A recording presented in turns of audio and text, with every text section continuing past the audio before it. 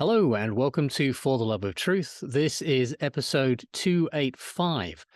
And on Friday, I was speaking to allegedly Dave, and this is a conversation I've been looking forward to having for some time with Dave. If you don't know about Dave, he's another deep thinker, and we discussed many topics. If you'd like to see more of his work, I'll put links in the description of this podcast so that you can go to his YouTube channel and his website. In our discussion, amongst other things, we talked about money, the scam that is money, the banking fraud. We discussed loans and mortgages. And we talked about how money is created in the first place. And Dave came up with an alternative idea, which I think has tremendous value. We talked about language and how it has fallen from being pictograms with meaning to characters where meanings can be changed, which can therefore be used to change everyone's reality. He gave a really good example of how to handle a notice of intended prosecution. And in this case, it was about speeding. And I really like that one. We talked about everything being based on consent and about if everyone took responsibility and stopped feeling entitled, then mass noncompliance is a natural follow-on from that. And that would change the game very quickly. And we discussed some other things as well. So I hope you enjoy this discussion as much as I did. It was a really, really nice chat, and we packed a lot of information into an hour. And in closing, as always, you are amazing, and I'm looking forward to seeing you in the next episode. Take care of yourself. Bye-bye. Dave, thank you so much for taking time out of your carpentry to join me today. You're welcome. You're welcome. The bed's nearly done. Excellent. Excellent. That's going to be quite a creation if you've had a hand in it, I'm sure. I'm actually very proud of it. I was trying to get it square, and literally I measured it last night, and it's literally 1 millimeter out. So I'm like, yes. You can't argue with that. There's a whole host of things that I think it would be nice to pick your brains about, but I think if we kind of control it to the 4 subjects I said before, otherwise you and I will talk for a long time, and I'm sure you've got your bed to finish, if nothing else. Yep. So if it's Sure. all right with, if it's all right with you, could we start with talking about money? Because I think so many people don't really understand that we create the money, we create the value, don't we? Indeed, indeed. Okay, you can go right back to the story of how money came about. It was at one point we would carry around bags of gold coins. Yeah, that was real money. The gold is useful. It doesn't tarnish. It's beautiful. You can make things out of it. So it had intrinsic value, right? So we carry around these pouches of gold. Now, at some point, the goldsmiths basically said, look, it's a bit inconvenient for you to carry this gold around. It's heavy and somebody might steal it from you. You can keep it in our vaults, and what we'll do, we'll give you vouchers, right, to represent, right, the gold, so that you can, if you want your gold back, you just hand in a voucher, we'll give you your gold back, right? So if you got a pound of gold, well, in this country it was silver. If you got a pound of silver, we'll give you a voucher. So if you've got 14 pounds of silver, we'll give you 14 vouchers. I presume that's And why they you can call go it pound sterling, wasn't it? Exactly. So you can go to any one of our vaults with one of these vouchers, and you can exchange it for your silver, for the actual money, right? So these vouchers are just like IOUs for the actual money. So what happened was these goldsmiths, who became the bankers, they realized that only 10% of people would ever come in and ask for their actual money. People started getting very happy exchanging these vouchers, right? And only 10% of people would ever come in and actually ask for the money. So the bankers realized that, if only 10% of people come in, what we can do is lend out these vouchers, even though we don't have the actual money, backing it. So that's what they did. They lent out 90% more vouchers than they had in gold, right? And they charge interest on those vouchers. So that's what basically happened. And what a bank run was whenever more than 10% of people came in and actually asked for their actual silver. So all of a sudden people realized, hang on, I've got all these vouchers and there's no silver for it. And everybody rushed to the bank to get their silver out. And the bank had to go, sorry, we haven't got it, close the doors. Right? That was a real bank run. The bank run we had recently with Northern Rock? That wasn't really a bank run because there is no silver backing any of this money now. There is nothing of value, of substance, backing any of this money. So what they did, because all these countries now are bankrupt, right? They haven't got any actual money. What they did is they used us as the money. Okay, they used us and our labor as collateral for loans that the banks give the government.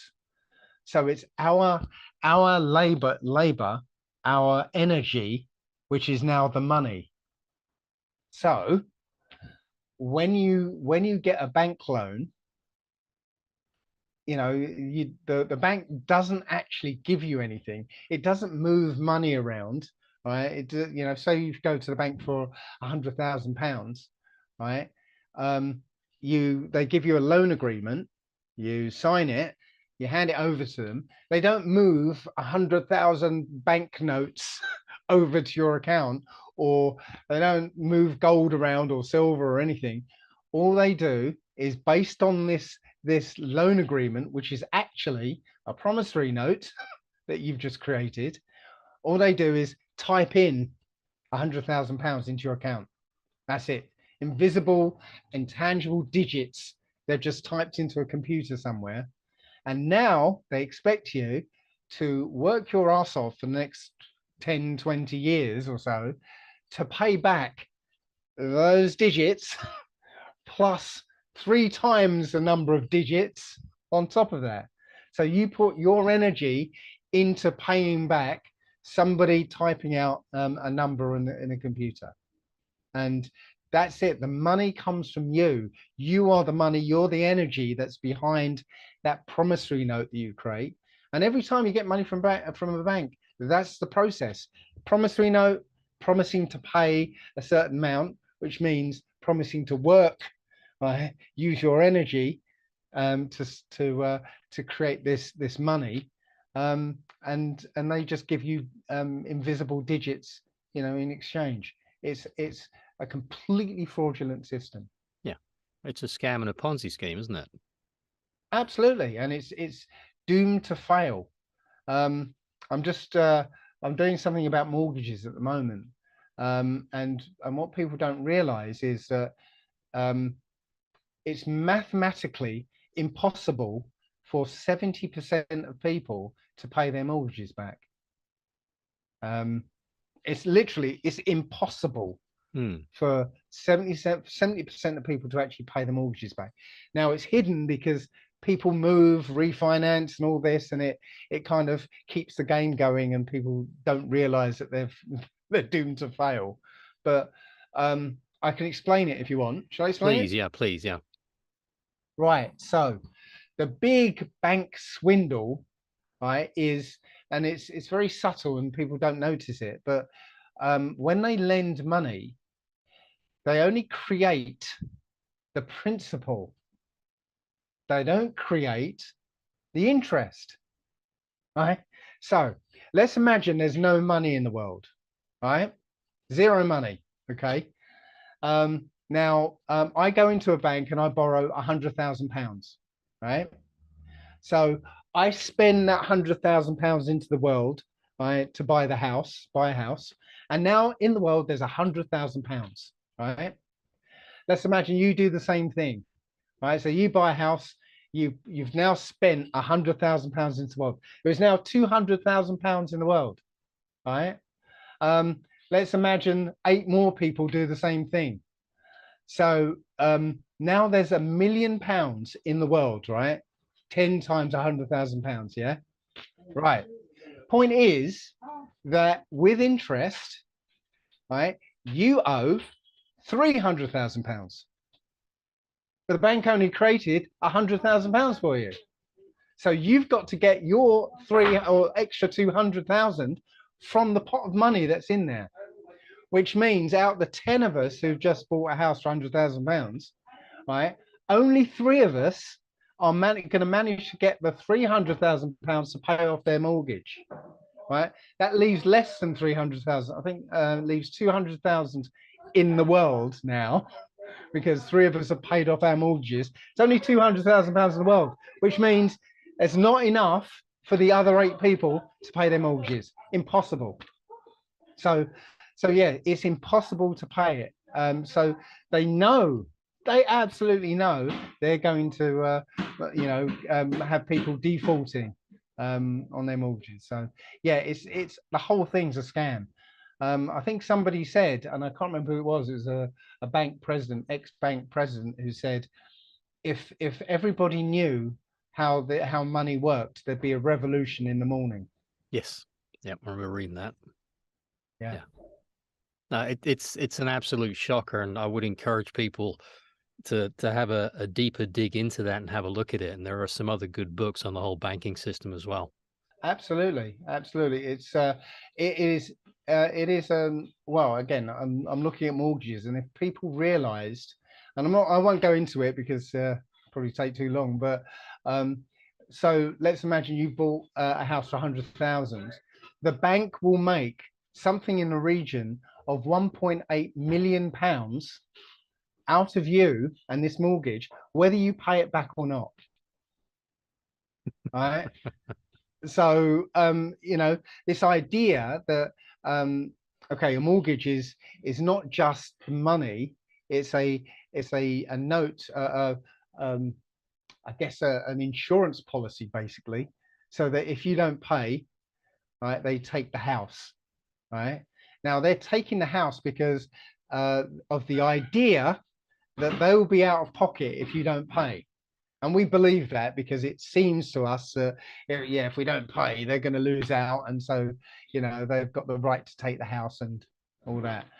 But no, they make so much money that they are never out of pocket. And they're not out of pocket because they never give you anything in the first place. So yeah, it's the whole thing's a scam. And we should, I mean, this would change the world if everybody understood how this worked. It would change the world overnight. Yeah. Well, it's a magnificent hoax and a game of hocus pocus and smoke and mirrors. It's like so much of what I see in the world now. I have to take my hat off. It's extraordinary what they've been able to pull off with seemingly intelligent men and women on the receiving end of it. Yeah, but it's again, what they've done is use the education system to miseducate us. Yep. So we don't understand, don't even question, because I guess one of the main things that we should learn as growing up is how to use money, how it works, how to negotiate it. But that's the one thing they do not teach us. They don't teach us anything about money, how it works. And when you do try and get into something like economics, they obfuscated the whole idea, with all this, this jargon and calculations and stuff, right? To hide the fact that it's very simple and it's a con trick, So if you would recommend a book or two on the subject, or some of you could point, but you have more content on this, don't you? Have I got content on this? Kind of. I mean, I was in a documentary called A Straw Man, Nature of the Cage, where I talk about this a bit. But yeah, I don't have anything, on my website or my YouTube that really deals with it. Say I'm about to embark on some talks about it, and then it will eventually come into a video. Yeah. Okay, yeah, that'll be quite a journey you're going on, I'm sure. Yeah. Hopefully, I can get a lot of people who haven't got anything to lose, actually, because they're coming after everyone who's got a house. They want everybody, in their shoe boxes in the smart cities So you're not going to be able to keep your house. So there is no hiding and hoping they're going to pass you by, because they're not going to pass you by. They want your house. They want you desperate and begging the government for help. So you know, if you've got any ideas about being brave and taking the banks on, this is the time, because they're coming for you. Yeah, definitely. Yeah, thank you for that. Actually, on that topic, I the end of my mortgage talk, I basically I'm saying that the money, I put up a picture of a banknote, right? That money is only there, is only, has any kind of reality to it because we have our faith and trust that it's worth something, even though it's not. It's a piece of paper that doesn't represent anything. It's just our faith in that piece of paper is all that, is all that backs it. Well, what would happen if we put faith in people instead? Because when we pass this money, these pieces of paper around, and we give over things and services and whatever, right? We're just doing it on the basis of faith that this piece of paper is worth something. What if we put the faith in the people? What if we said, hey, Adrian, I know you're a good guy. Yeah, here, have you want the dozen eggs that I've got here? They're for you. I know you're a good guy. I know you'll pay it forward to somebody else. Right? What if we had that faith in other people? Right? That would be a better system, because the wicked people amongst us, well, we'd know who those people are. Right? And then those people wouldn't get by in the world by being wicked, because people will be going like, well, I'm not giving him anything because I know he's a greedy bastard, Yeah. Well, they go hungry. They grow hungry so quickly. Exactly. But it's those people who've set up this money system so that they don't have to work. Yeah. And we do for them. Yeah. Yeah. So I think it's high time that we changed it to a people-based monetary system that doesn't include money. Yeah, no, absolutely. And how different would it be? Because people, I said to someone the other day, you covered it before, that I've said for years, money is simply an energy capture method. That's all it is. So if you could spend your energy on other things, how much more would happen? Exactly. And I had to change it. I had to create this money thing because, I think somebody else said as an argument for keeping money, if I've got 200 eggs, yeah, and I want I want a sheep, and this person's got a sheep and then he doesn't want the eggs, right? That's why we need money to be able to do that. And I said, well, why would you have 200 eggs? What would you do with 200 eggs? There's no point in hoarding 200 eggs, because if you hoard it, they go off. Yeah. Right. But if you were to, with those eggs, give those eggs to people who want them, then people will go, what a nice guy. He gave me these eggs.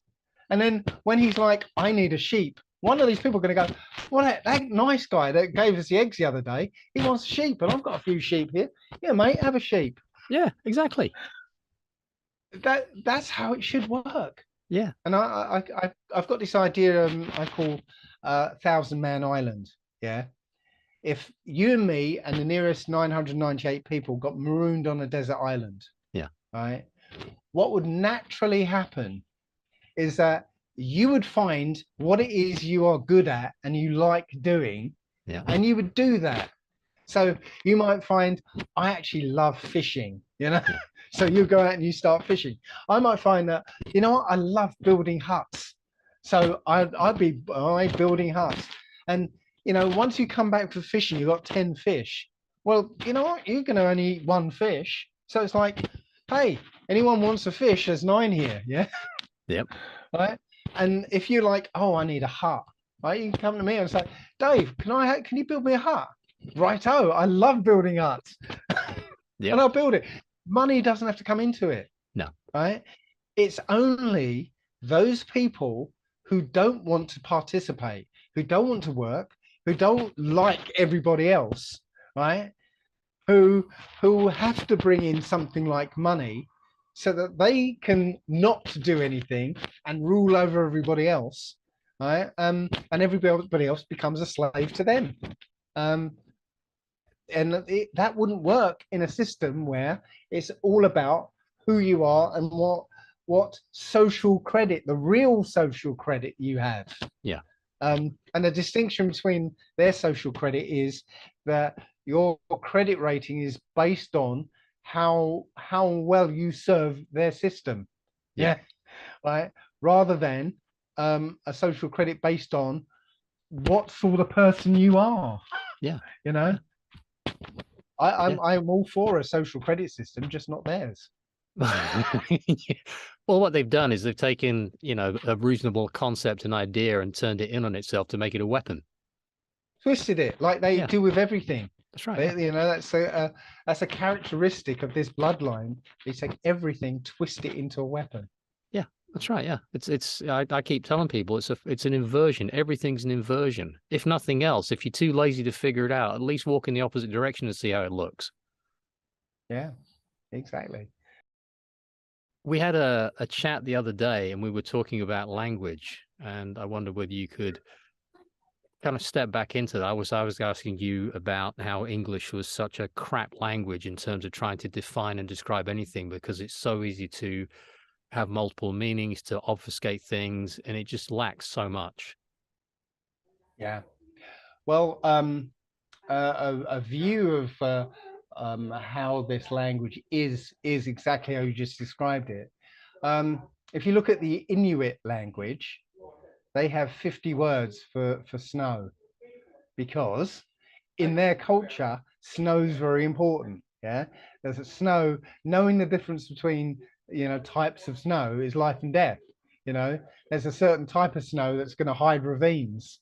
There's so they can distinguish with all these words for snow. They can very carefully distinguish between very subtle types of snow. Right, 50 words for it. Snow is the most important thing in their life. In the English language, there's something like 250 words for deception. So you can tell that's what's important in this language. Yeah. Now, English was invented, right? Modern English was invented 500 years ago. Right? Is that all? Yeah. It came in with a lot of other deceptions, right, which was perpetrated in a time that we call the Renaissance period. Right, we have this sort of romantic view of the Renaissance period of being some period of enlightenment and art and development and stuff. No, what it was a breaking down of the truth and replacing with lies. Right, so this idea of artwork is really about destroying the previous artwork and replacing it with fake versions of the art. So English was created at that time. So was the Ball Earth theory as well. Mm-hmm. All created around about the same time. Yeah. So English isn't English, it's Anglish. It's angelish. It's a language of the fallen angels. Right? It's designed to be backwards. Okay. So the original language of mankind is, in my opinion, Paleo-Hebrew. Okay.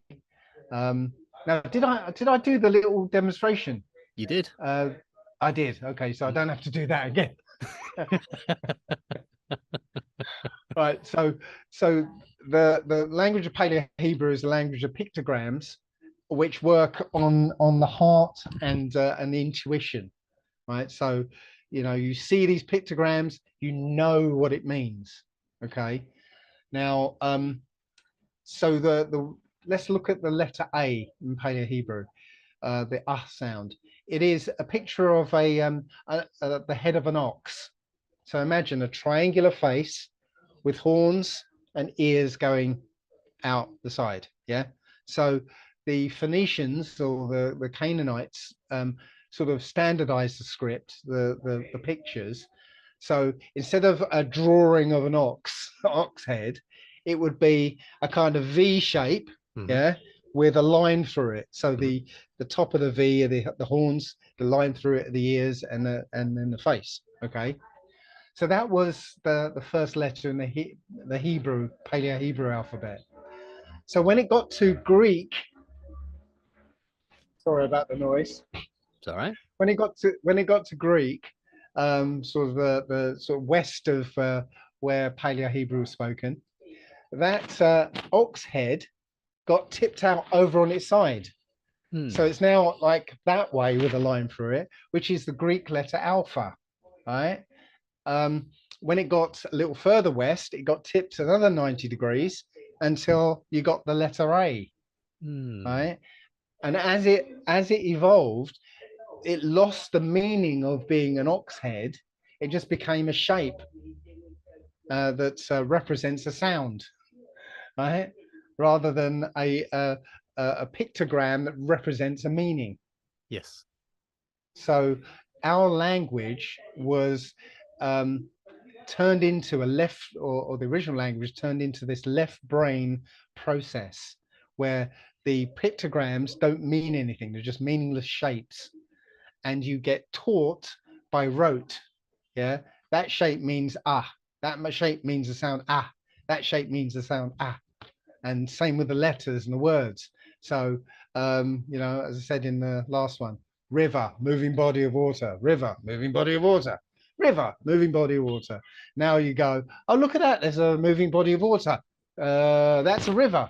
Yeah. So it's a completely different process. But the point of changing the two is that because it's a left brain analytical type process to work out what you know these words mean, it means that you can change somebody's reality by changing the words. Because if you think in words, if you codify this world in terms of words, then if you change the words, you change the world. Does that make any sense? It makes 100% sense, and it's exactly what my experience has been with all this. Yeah. So the word vaccine, for instance, okay.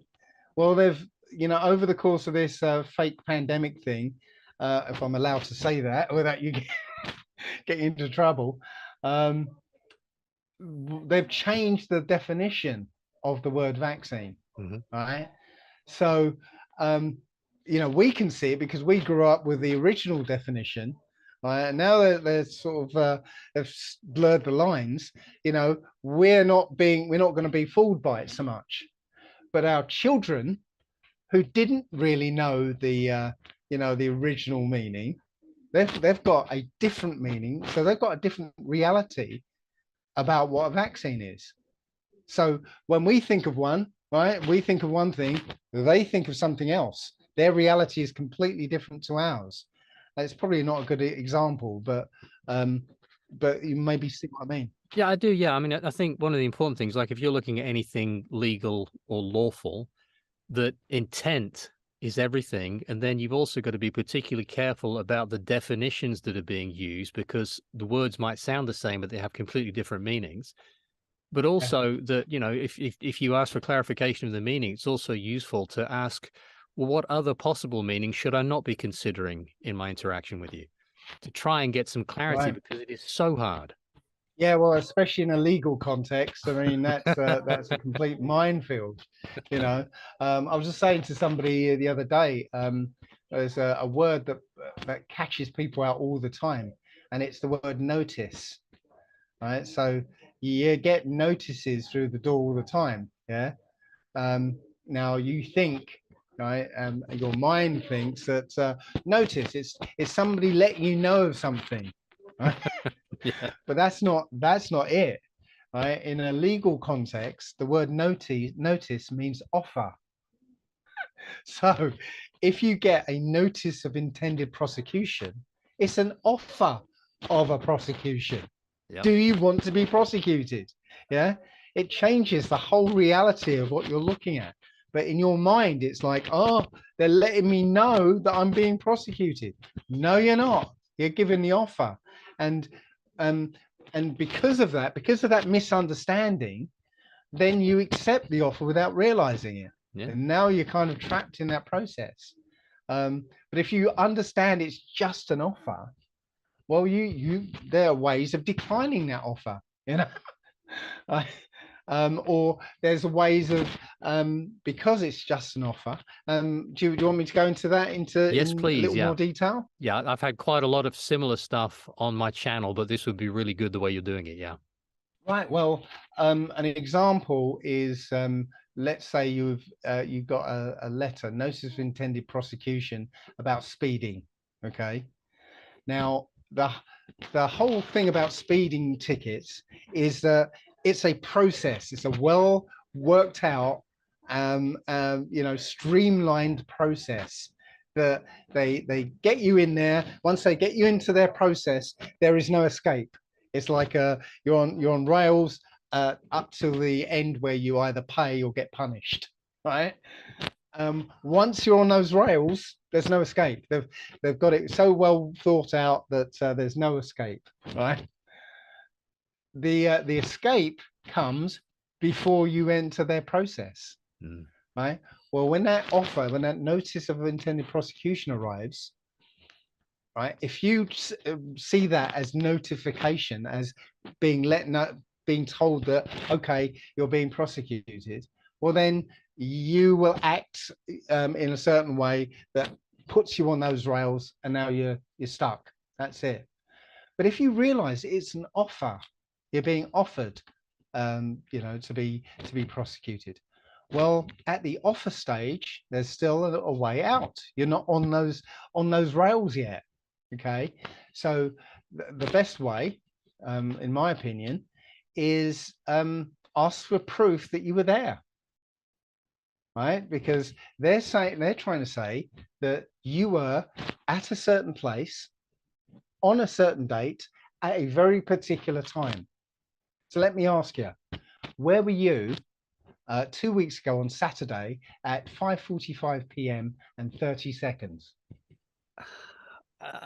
Actually, I can tell you. Can you? Well, yeah, I was in the kitchen at my mother-in-law's house in Yorkshire. Okay, how do you know at 5:45 and 30 seconds precisely that's where you were? Because you could have nipped to the toilet, Yeah, you're right. Yeah, you're right. Yeah, gone yeah. outside, or Yeah. so you do not know. No, You right. cannot tell for sure that exactly where you were on that day at that time, because it's impossible, right? So you can say, I can neither confirm nor deny that I was at that location at that time on that date, which is the truth, right? So could you give me some evidence that I was there? Right. So here's a second trick. They'll put a couple of photographs, right, on that notice of intended prosecution, right? And most people look at it and go, oh, they've got me. Oh, okay, that's my car. They've got me. Well, a photograph isn't evidence, right? A camera isn't a witness, right? Because if a camera was a witness, you could go to court and say, okay, I call the camera. I have and I actually want asked for the camera to be brought into court, and they didn't like that. No, don't like it because a camera cannot be a witness. You can't cross-examine a camera. Okay, and a photograph of a car isn't evidence either, because there's a phenomenon of people cloning cars. Right, so somebody sees your car, goes, oh, I've got exactly the same car at home. I'm just going to note down the number plate, get those number plates made up, and now he can pay my tax and MOT and insurance. Right, happens more than people realize. Okay, so how do you know, or how do they know that that's your car and not a clone? They don't. They don't. How do they know that when that photograph was taken, there was a bit of bird shit on your number plate that made an F look like an E, or a C look like a G? Yeah. You can't. Or how they can't. How do they know that when that photograph was taken, at that very moment, a fly flew in front of the camera and messed up the number plate, so it looked like your number plate? They don't know. Any number of reasons could be that that picture isn't your car. Yeah. So, you know, you can write the photograph that you attached, right, looks very much like my car, but do you have any evidence? Because now you're saying you know that this is not evidence. So where's the evidence? So that's it. You've now, what you've done is stopped them getting you in the process, right? Because now it's incumbent on them to prove that you were there, right? So once you've hit them with that, what they'll try and do, and you know, you'll see it in their response. What they'll try and do is shoehorn you back into their process. Yeah, because right now you're not in a process yet, right? So what they'll say is, we've considered your representation, and we've considered the points that you've raised, and we've denied them, right? Or they'll say, yeah, we've denied your appeal. Well, hang on a second, you haven't made a representation, right? You haven't made an appeal, right? You've just asked them for proof that you were there. You didn't ask them to consider points. No, they're trying to get you back into their process. Yeah. And if you don't rebut the fact that you didn't make a representation, well, now you've made a representation, and now you're in their process, and they've denied your representation. Now you're on those rails. Yeah. But if you're clear about what they're trying to do, right, you can say, well, hang on, I didn't make a representation. You weren't listening. I'm after proof that I was there.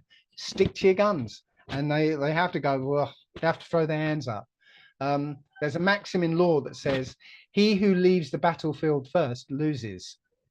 So you stick to your guns. They can't produce the evidence. They have to go.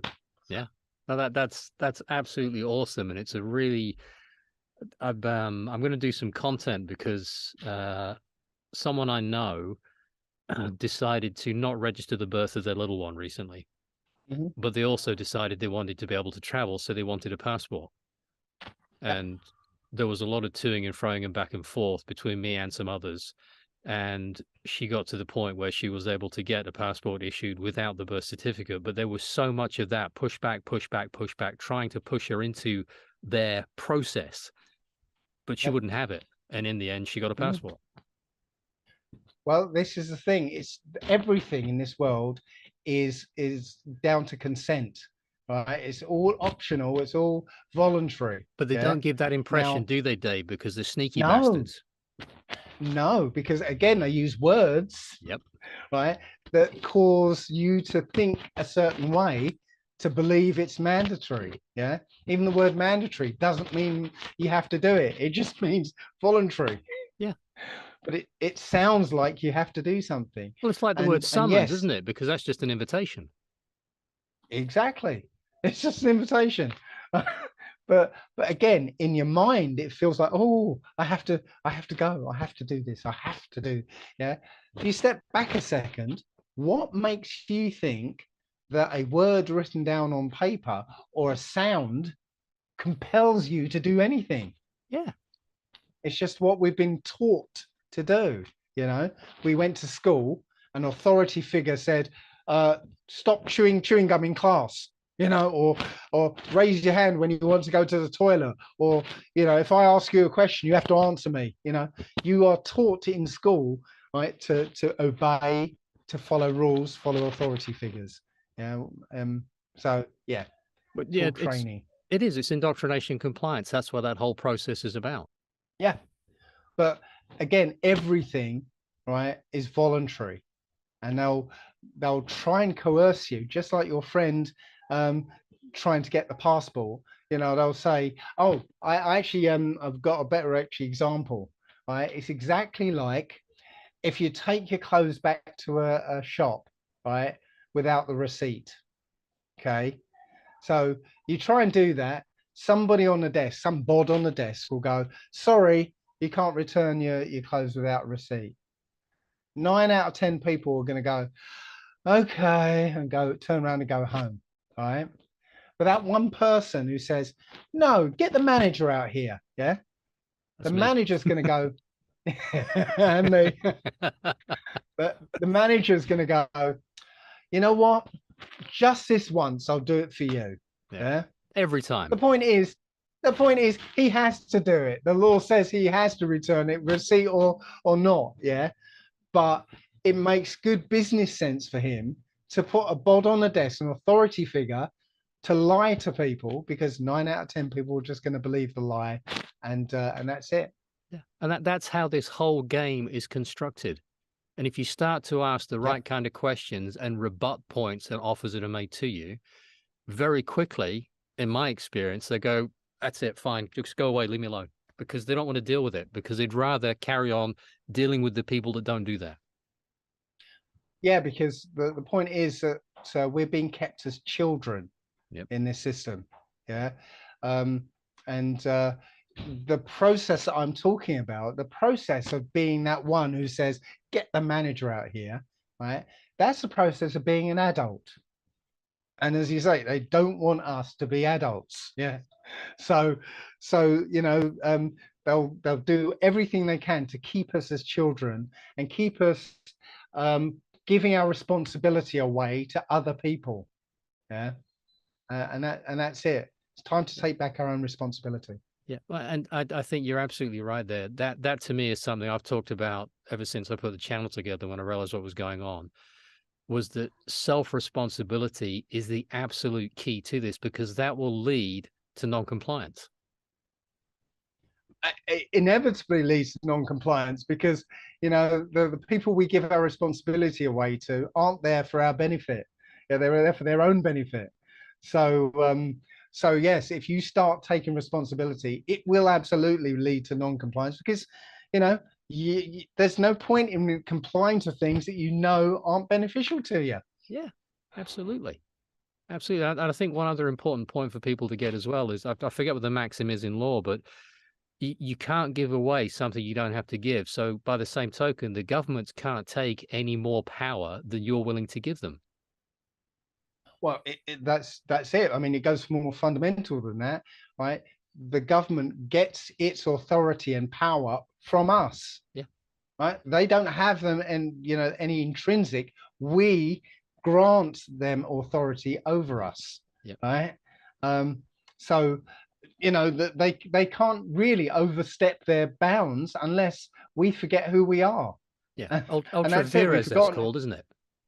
Yeah, beyond the scope of their office. Yes. So we've forgotten that we are the masters. Yeah. Right? And I've said this before, that it's like our butler has you know, we've given our credit cards to the butler so he can do some stuff for us, but now we won't give it back. Right. And now our butler with our credit card is saying, if you want money, right, you're gonna have to do the dishes and clean the house now. Because he's got control of the money now. Yeah. And we've forgotten that we're the masters. Yeah, absolutely. Yeah. I have said that to a policy enforcement agent a while back, when he decided I was doing something that he thought I shouldn't be doing. And it had to serve and protect on the side of his car. And I went, do you know what that means? He said, what? I said, that's serve and protect thing. Number one is I don't need protection. Number two, I do need serving. And it went downhill for him from there on in. Right. Yeah, well, this is the thing. We've got to take our power back. Yes. Right, and act like an adult. Right, we don't have to do paperwork to assert our adulthood. We just have to start acting like one. Yeah, that's absolutely right. Yeah. Yeah. I said to someone the other day, why do you want to write all these pieces of paper to prove what you already are? Exactly. I enjoy playing this game because I realize it is a game.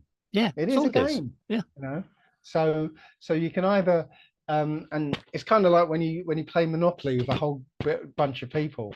yeah, you always get that one who's like, oh no, I've lost it, ah! You know, gets the veins are popping out in his head, and it's, oh damn, you know. And then you get the other extreme.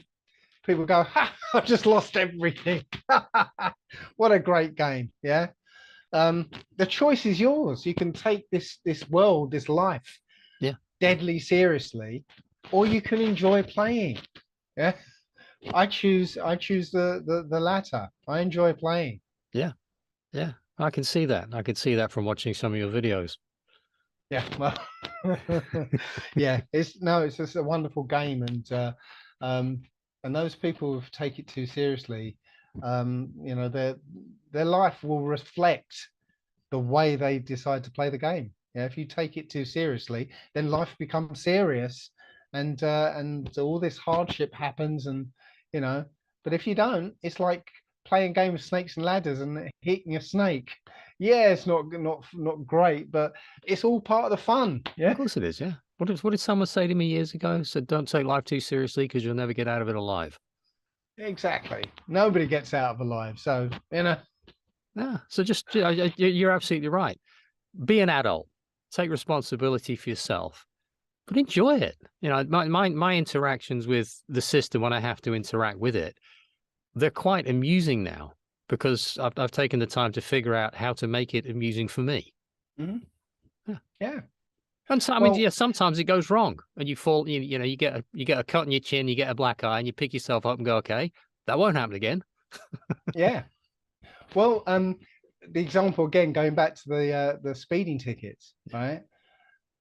Because you know what they're trying to do, Mhm. it becomes laughable. You Yeah. know, they haven't got any evidence to present you, Yeah. right? And you know they're going to try and shoehorn you in the system. Mhm. So you tell them very straight, and you know they're going to come back and say, "Well, your appeal was denied." What appeal? But you know they're going to do it because they've got nothing else. Yeah. So it becomes laughable. Yeah. But you know, and a lot of people get scared when they get these letters, right? And it comes about because they're not willing to become that adult, Yeah. right? It's it is when you go back to school, it's that bully. It's a bully who's coming after you. Yeah. And these days you're taught, right? Don't fight the bully. Yeah. Go to the teacher, and a teacher will do something about the bully for you. So the teacher will be there telling the bully off, and you're hiding behind the teacher's legs, like Yeah. you know. No, that's not the way to deal with the bully. The way to deal with a bully is to stand up to him. And as you said, you might end up with a black eye or you know, nosebleed or something, right? But that bully isn't going to come after you again. No, you're trouble. Right? He's gonna go for the easier pickings, yeah. Right, because he knows you're going to fight. All right. So, but because we don't do that, right, we let the state, right, deal with stuff for us, giving that responsibility away. That's why we keep getting stung. Yeah. Right. You end up with a nanny So state. yeah, exactly, and that's what we've got on steroids. Yeah, we can't do anything now without permission. Right, and if something new comes along, right, it doesn't take long before they'll start slapping in, you know, new legislation that says you can't do that without permission, and licenses and insurances and Yeah. what have you. Yeah. Yeah. I'm making a personal stand because I ride an electric unicycle. Right. Cool. So yeah, they're great fun. They're not motor vehicles, right? They're not scooters. They're something entirely new and different, right? And now the government are trying to legislate against them, trying to lump them in as motor vehicles. I'm making a stand. I'm not I'm not going along with it. You know, if they came up with a motorized pogo stick that suddenly allowed you to travel 100 miles or something, Yeah. yeah, you can bet they're gonna slap a fee on it and licenses and whatever, right? Because I think they can. Yeah. But That's back to the same methodology, Dave, isn't it? That it's the people that want to do fuck all to, you know, anything. They're just going to rob you blind if you let them. Yeah. I had a good But phrase also, actually, which is I found useful. Sorry for overtalking you there. sorry. Someone said something to me, and I said, "Well, can you explain to me?" And this was in writing back to him. Can you explain to me how your erroneous beliefs actually change the reality of the situation? Mm, They can't deal with that. exactly. This idea of being an adult also means getting away from this entitlement idea, Yep. right? That um, now I had this on one of my videos about the parking. I did a video about parking tickets, Mhm. and somebody popped up and said, "Well, I'm disabled, and you're advocating people taking disabled parking spaces because you can park wherever you like, right?" Well, I had to kind of deconstruct their argument, because essentially what their point of view is about entitlement. Yeah, because I'm disabled, I'm entitled to enforce things on you. Mhm. You know, and yeah, I'm not against handicapped people. I'm not saying Mhm. handicapped people should be ignored and stuff. But right now, I'm in a country where you don't find handicapped spaces. you know, um, handicapped people just get on with it. They accept their handicap and they get on with life. Right? In England, it's like these some handicapped people are entitled, and they say, government, impose these things on people, right, and fine them if they don't, and whatever. It, Again, I'm not against handicapped people. I'm saying that this idea of entitlement, right, allows the government to then make money off us by creating more rules and regulations. It's like if you live near a station and you're a bit pissed off because there's people who park in your street to go and use the station. Mhm. So you might complain to the nanny state again, right? And the nanny state will put a residence parking only. Now you have to pay a fee to the government every year. And if for some reason your permit is out of date and you park outside your own house, now you've got to pay a fine. Yep. And now they're making money on fines for people who park there and without a permit. So now, because of your feeling of entitlement, you've now allowed the government to make more a new revenue stream out of your entitlement. Yeah. That's exactly what goes on. That's what goes on over and over and over again. Yeah, And what they'll do is they'll put a wrap around it. We're trying to keep you safe, as another example. You hear that loads of times. exactly. It's a plausible deniability. Yeah, That's no, we're right. not Yeah, we're yeah, not yeah. making money.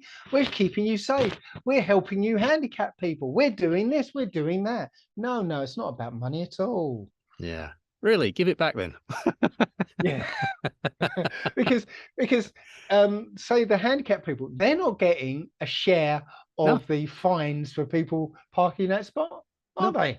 no. So it's not benefiting them anyway, because staying on that example, what happens when all the handicapped parking spaces are filled up with handicapped people?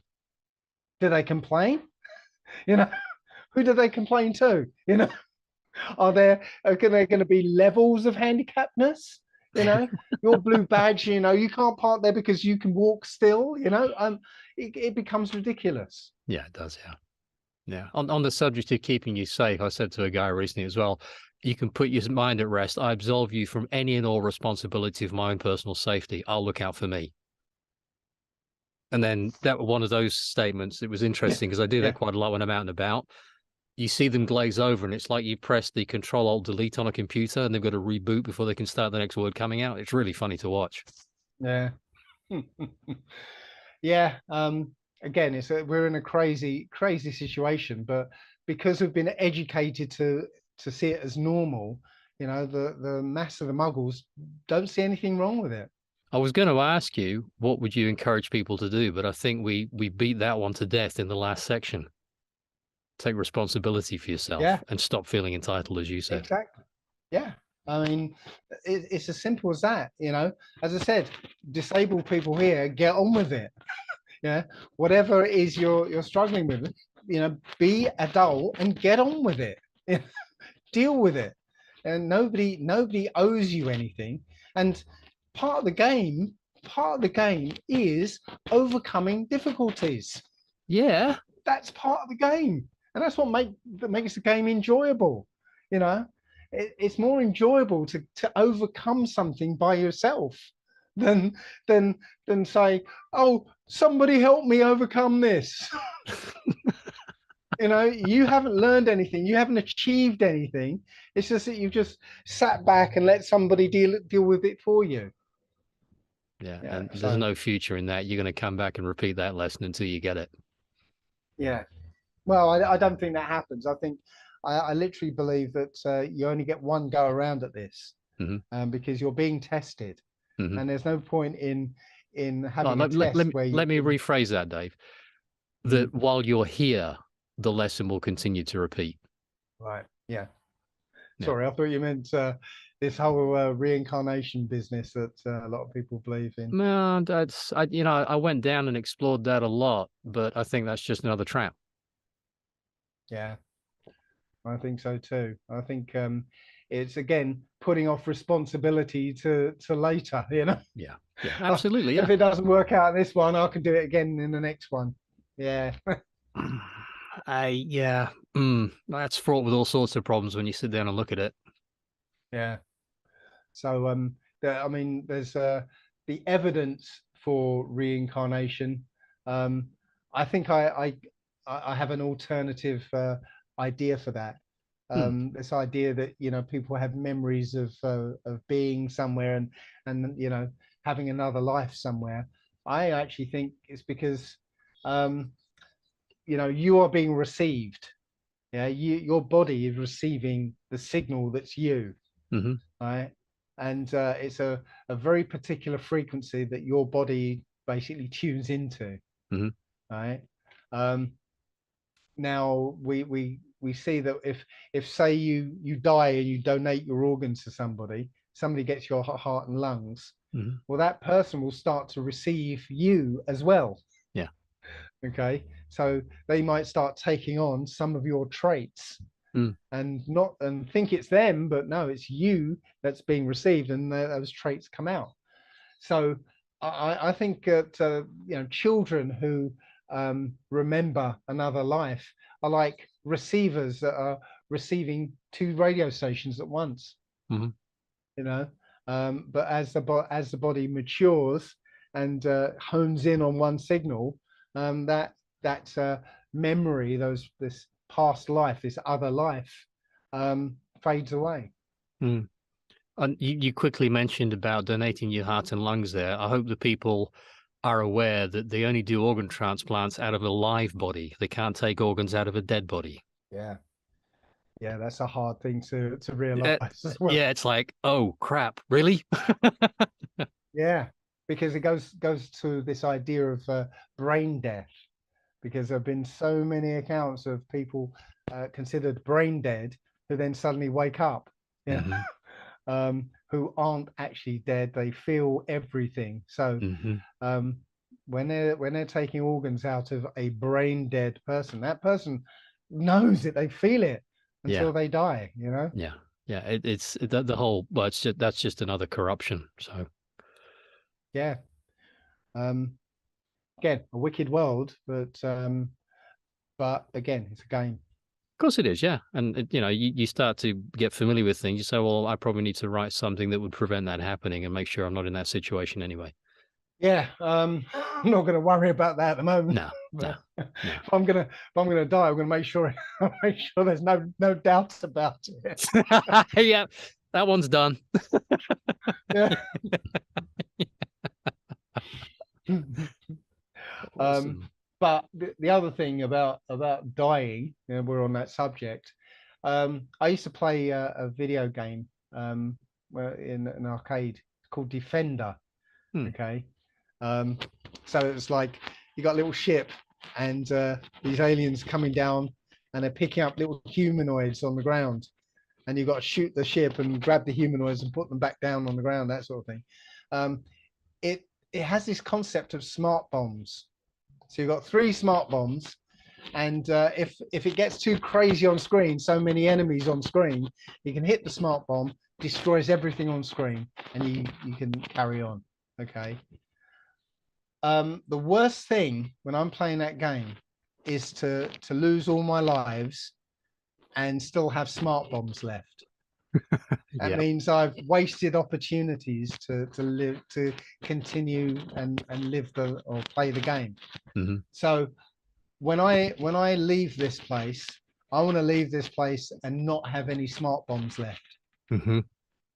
Yeah, I don't know if that analogy comes across, but that works for me. Yeah, I want to live this life to the fullest and make sure that I've not left any opportunities undone. Yeah, oh, absolutely. Yeah, and skid across the line, all cut and bruised and broken. That's it. We're done. Yeah. Or I mean, the rich people, they, you know, and I've seen this. They die and they have all this money and all these possessions and stuff. You know, when I die, I'd like to have nothing left. I've used it all. Yeah. No, definitely. Yeah. Yeah. I came in with nothing. I'm heading out with nothing. Thanks very much. Yeah. So, yeah. Yeah. Good. Dave, that was an extraordinary conversation. Thank you so much. You're welcome. I'll put a link to your website and your YouTube channel. And if you're open to the idea of another chat sometime in the future, I would love to do that with you as well.